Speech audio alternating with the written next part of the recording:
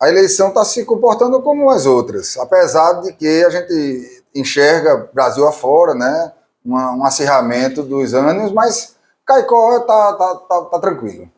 Doutor Luiz, assim como no primeiro turno o senhor falava, né, antes da eleição, que essa tranquilidade aqui na região reinava. Para o segundo turno, apesar de termos dois candidatos na presidência, também a expectativa para o domingo que seja tranquilo e que tudo possa ocorrer na normalidade, até com mais rapidez do que o primeiro turno? Olha, a nossa expectativa para domingo é a melhor possível, né? A gente não enxerga, veja, se a gente não teve problemas maiores no primeiro turno, quando a gente tinha uma disputa, além da disputa presidencial, que é a mais importante, mas a gente tinha, de qualquer que não, disputas para deputado, né, para senador, coisa que não vai se verificar mais nesse segundo turno, e a expectativa é que o voto seja bem mais rápido, né, um candidato só e a gente já encerra. Então, quer dizer, provavelmente às 5 da tarde ou antes, a gente já vai estar encerrando, porque não vai ter. Antes não dá, porque sempre tem os eleitores que faltam, então a sessão tem que ficar aberta até às 5. Mas acho que às 5 horas aí, em ponto, ou um pouquinho além disso, a gente está encerrando. Ô Luiz, a gente percebeu o problema em relação, talvez a dinâmica com relação ao eleitor idoso, né? De acordo com cada sessão, se fazia ali uma variação, 2 idosos, um eleitor convencional. Qual é a regra, ou seja, qual é a indicação que a Justiça dá aos mesários nesse sentido? Olha, vou me reunir com os mesários para tratar dessa questão. A ideia é verificar sessão por sessão da necessidade, bom senso, vai ser essa minha orientação para os mesários, para que os idosos realmente tenham preferência, né? Agora, havendo um acúmulo, né, a gente pode pensar nisso, né, 2 ou 3 idosos para uma pessoa convencional, vamos dizer assim, um eleitor convencional.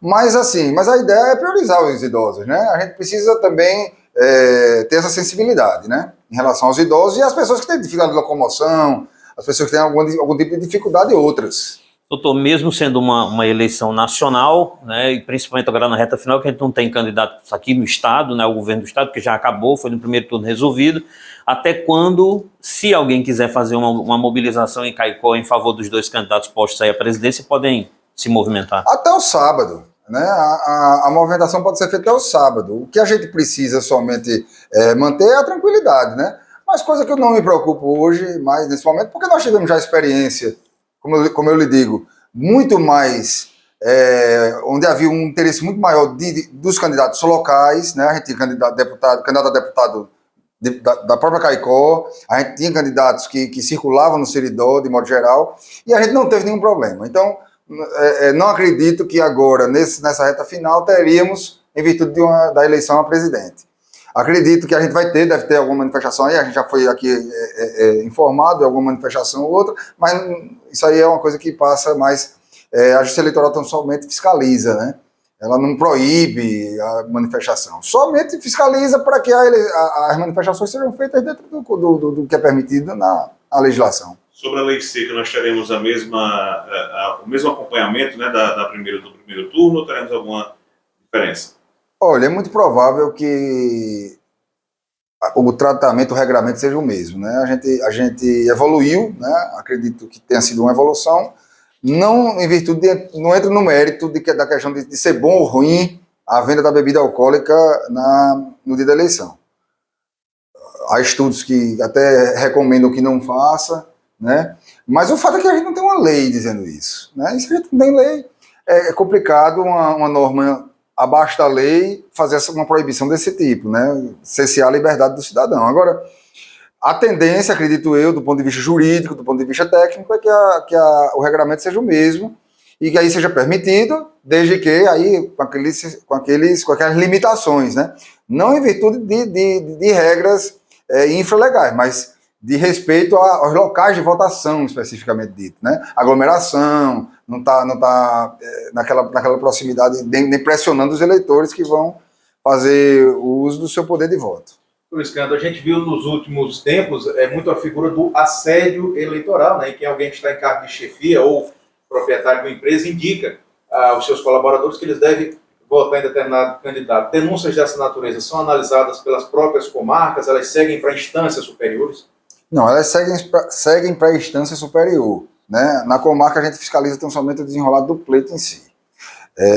Agora, aí um recado nesse sentido, né, a propósito desse tema.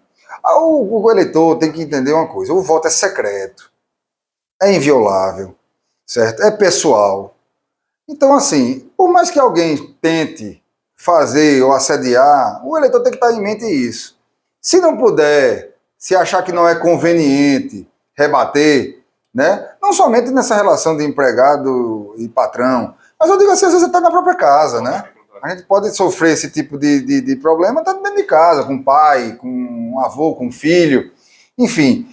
O momento está muito polarizado, a gente sabe, isso não é segredo para ninguém. É saber disso, que o voto é secreto, a pessoa vota em quem quiser votar, e o voto correto é aquele voto que se dá com consciência. Então, que o eleitor se tranquilize, vá lá e vote em quem ele entender que deve. Doutor, a campanha do candidato Bolsonaro disse que identificou alguns problemas em relação a algumas veiculações de inserções em rádios, principalmente no Nordeste. Chegou do TSE alguma orientação aqui na 25ª, a exemplo de provavelmente ter feito para outras zonas eleitorais do país? Olha, até o presente momento não tenho nenhuma determinação de instância superior. Agora, acredito, talvez até tenha, mas acredito que não, porque pelo menos o que foi noticiado na imprensa é que houve um arquivamento, né, da reclamação, inclusive determinando alguma investigação. Coisas que estão ocorrendo e sendo decididas no próprio Tribunal Superior. Então, acredito, talvez tenha, mas acho que pela proximidade com o pleito, né, a gente tem tão somente mais um dia útil, né, amanhã, e ainda assim é um dia útil relativo, porque tem um feriado, e esse feriado algumas repartições ainda vão ter. Esse feriado é exemplo do fórum municipal aqui, o fórum, a justiça comum, não a eleitoral, a comum. Que, inclusive, eu estou de plantão, né? Eu vou ficar de plantão no final de semana acumulando as duas funções, né? Tanto da justiça comum como da eleitoral. Então, assim, eu não vejo mais tempo hábil para isso, né? Eu talvez ache até, aí vocês podem confirmar, mas acho que até o programa eleitoral ele se encerra já nas próximas horas, né? Nos próximos momentos aí. Eu não acho que tenha mais tempo para isso, não. Doutor, as urnas já estão prontas aqui em Caicó também para serem já levadas para os seus locais? Tudo pronto. A gente está aqui, no sábado, a gente, como de costume, vai fazer a distribuição, fechar os locais de votação para abrir tranquilamente no domingo, no dia do pleito. Doutor Escando, nós sabemos que eleitores não podem ser presos, né, desde a última terça-feira, salvo em situação de flagrante. Mas é interessante que eles não sabem do comportamento moral convencional diante da sociedade, né? E veja bem, assim, essa é uma regra que assim, as pessoas muitas vezes confundem. Porque, na realidade, o eleitor ele não pode ser preso. Mas, assim, essa regra, ela tende a proteger o eleitor em virtude de sua condição de eleitor. Então, por exemplo, você estava falando agora de assédio, né? Do assédio. Por exemplo, se alguém, imagine, antigamente, porque o Código Eleitoral remonta momentos... início do século passado, né? Então, assim, poderia haver, por exemplo, imagine, alguém com grande poder que fizesse a prisão de eleitores que eventualmente votassem contra o candidato dele. Era mais para isso. É claro que se alguém matar alguém, mesmo que não seja pego em flagrante, mas se houver necessidade de uma prisão é feita. Não é feito do eleitor por ser eleitor, mas um crime grave, uma coisa assim, mesmo que não haja flagrante, mas houver uma necessidade de prisão, a prisão é feita.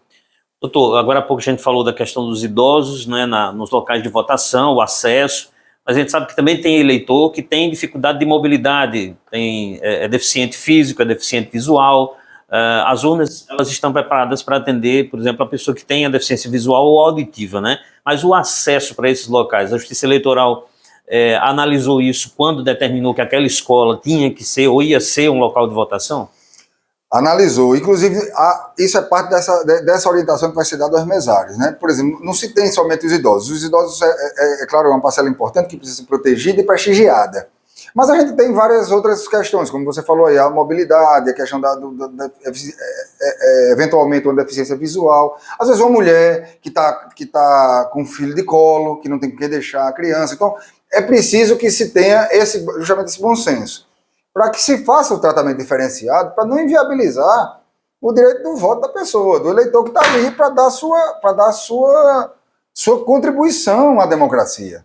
certo? Então, por isso que as orientações serão dadas nesse sentido. Agora, em relação à escolha do local de votação, quando o eleitor é identificado, a gente procura dar a ele o local de melhor conforto, né, para que ele possa ter acesso. Inclusive, tem um exemplo interessante aqui em Caicó, tem um mesário que é cadeirante, não é? Isso, a gente tem aqui mesário cadeirante. Então, assim, é feito mesmo para que todos tenham esse acesso e a gente possa dar essa orientação.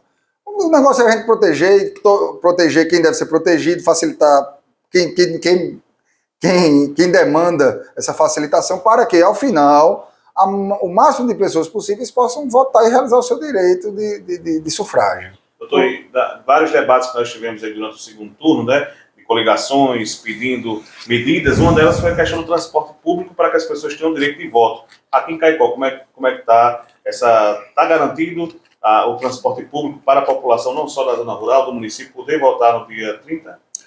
Está garantido como sempre. Na verdade, essa questão ela foi talvez tratada de uma maneira, vamos dizer assim, como se fosse uma inovação, uma grande inovação, mas a demanda nossa de Caicó ela já é naturalmente suprida todo o pleito eleitoral. Não falta transporte para o eleitor.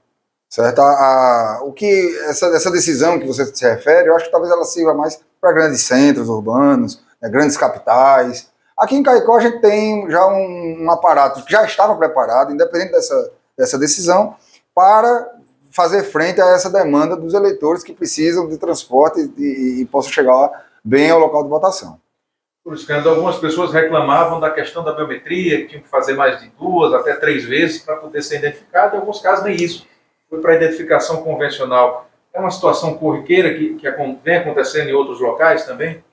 É porque o que acontece é o seguinte, apesar do nosso equipamento ser um equipamento de geração moderna, o que é que acontece? Tem muitas pessoas que, em virtude do trabalho manual, tem um desgaste da sua identificação digital. E isso atrapalha um pouco a leitura, às vezes, do equipamento. O equipamento, a biometria, é uma segurança a mais, né? Tanto se falou da segurança das urnas, e assim, é importante que seja modernizada, né, essa questão da identificação do eleitor. Então, assim, mas como a gente tem somente um voto, né, nessa reta final, eu acredito que a gente vai ter aí acho que a demora não vai ser um problema, tomara que não seja. Até o TSE colocou um vídeo agora, essa semana, né, ensinando mesmo as pessoas, não só os votantes, os eleitores, mas os próprios mesários, colocar o certinho de colocar digital, né, para tentar acelerar esse processo. Perfeito. Tem a questão, né, tem algumas técnicas que se usam que facilita isso. Uma delas é o local certo, às vezes uma limpeza do dedo, porque o calor de Caicó, às vezes o suor atrapalha a identificação, mas aí os mesários também vão ser orientados nesse sentido para tentar minimizar o máximo possível.